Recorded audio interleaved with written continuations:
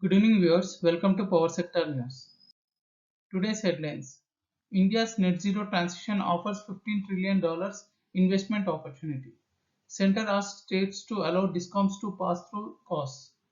Update on MOUs and agreements. Coming to the details.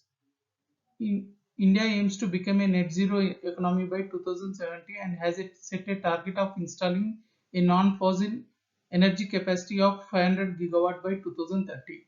India's transition towards a net zero economy can contribute over $1 trillion by 2030 and $15 trillion by 2017 in economic impact as per the World Economic Forum report. The transition will also provide over 50 million new jobs. To achieve a net zero economy, India must focus on the energy sector represents 40% of India's greenhouse gas emissions. Of this, the combustion of coals account for 65% of total carbon dioxide emissions. The country's green energy transition needs to enhance with more renewable solutions like hybrid plus thermal, storage and bundled solutions. India needs to phase out its coal power by 2060 to become a net zero economy. The country's solar and wind capacity should be over 7,400 gigawatt by 2070 from the existing 100 gigawatt. The transportation sector contributes to around 10% of its greenhouse gas emissions. The transport sector is significantly dependent on oil and accounts for India's 50% oil demand. Oil demand has doubled in the past 2 decades due to increasing vehicle ownership and road transport usage. For its shift towards green mobility, the report noted that the India must continue evolving its fuel efficiency standards with global standards. The country should also increase the usage of sustainable fuels like biofuels, gas-based fuels, and sustainable aviation fuel based on hydrogen technology. The green mobility transformation is expected to provide investment opportunities worth $2 to $4 trillion in the upcoming decades. India's manufacturing industries are significant contributor to its carbon dioxide emissions. Iron, steel, cement, chemicals and fertilizer sectors have the highest emission of footprints and increase with economic growth and urbanization. Further decarbonization, the sectors must continue energy efficiency improvements, use of carbon capture, utilization and storage technologies, deploy new technologies with non-fossil feedstock, use zero carbon fuels like biomass and green hydrogen. In India, the top 25 cities account for over 15% of total greenhouse gas emissions. The design of carbon efficient new building and the modification of enforcement of building energy codes to track the energy performance of new and existing buildings can help reduce urban carbon dioxide emissions. Green buildings, infrastructure and cities could offer India a $2 to $3 trillion investment opportunity.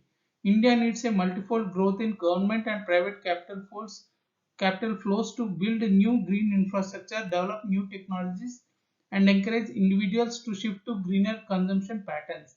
A mature green finance sector would be critical for India's net zero transition. The agriculture sector and livestock account for 18% of overall greenhouse gas emissions. For India, the shift to a sustainable agriculture will be one of the most complex transitions. It will require a campaign to educate and enable over 100 million farmers to adopt precision agriculture to reduce carbon emissions. Precision agriculture includes reducing the usage of nitrogen and urea, sustainable animal husbandry, and shifting to renewable energy for diesel pumps. Power sector has been witnessing issues related to availability of fuel, mainly coal and gas for the power plants. Recently, there was a sudden spike in the price of coal and gas in the international markets. Distribution companies face revenue constraints as the corresponding pass-through of the cost is not done regularly and timely in the retail tariff. The central government has asked the states to allow their electricity distribution companies to pass on increase in cost to power tariffs, which can later be vetted by regulatory commissions. Presently, there is no automatic pass-through as tariff revisions need approval of state commissions, which seldom leads to delays.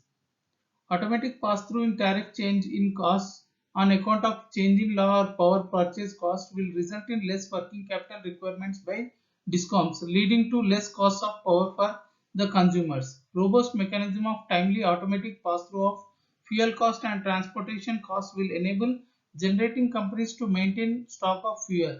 This would help in creating investment-friendly environment in the country. Convergence, Convergence Energy Services Limited, a wholly owned subsidiary of Energy Efficiency Services Limited, has signed an agreement with Marriott International to construct and operate EV charging infrastructure in the hotels managed, licensed and franchised by the Marriott International and its affiliates in India. This is the first time that CESL has signed up with a large hospitality chain. Under this partnership, CESL will be entrusted with planning and implementation of project, including all costs and performance of all tasks required for procurement, installation, operation and maintenance of charging units and related infrastructure. Over the next 2 months, CESL will be installing EV charging units across 37 Marriott International hotels and will gradually expand to 100 hotels within 1 year.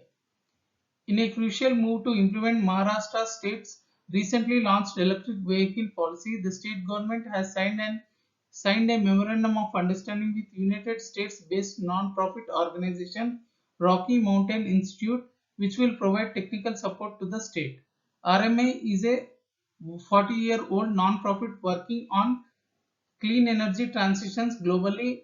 In Maharashtra, RMI has already been engaging with the city of Pune through its city EV accelerator platform to make Pune electric vehicle ready. The partnership further expands to hydrogen fuel, decarbonization, transport sector and urban renewable sector.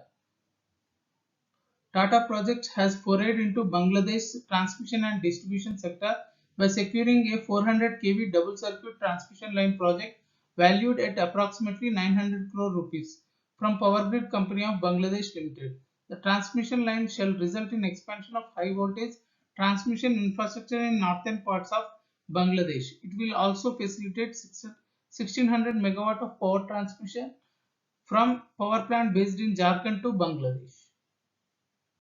Additional news today.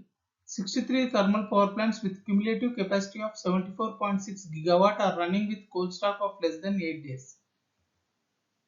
Appellate Tribunal has set aside the order passed by Central Electricity Regulatory Commission revising floor and forbearance prices of solar and non-solar renewable energy certificates to 0 and 1000 per megawatt hour respectively.